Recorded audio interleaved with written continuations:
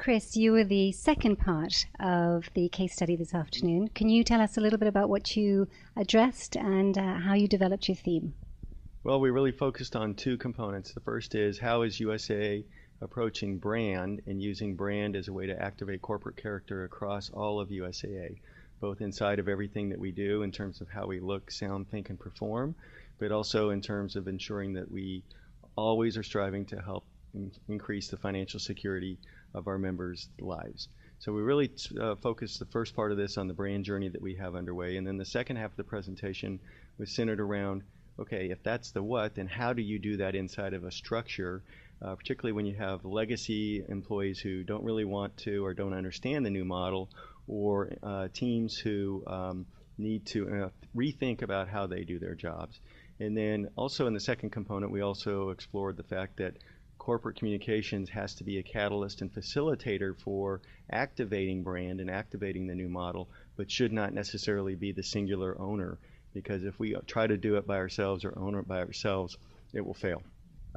There was a lot of interest in you sharing your organizational structures. Can you just talk a little bit about the journey that you've just been on through that? You bet. It took 3 times to, we think, get it right. We moved from sort of a functional, siloed, audience-based structure to a little bit more of an all-audience view, and then ultimately brought in more components of the communications opportunities, including our field team, our community affairs organization, and our events team, so that we could look at holistically how everything except for paid communications could be administered and planned and coordinated across all of USA, both internally and externally.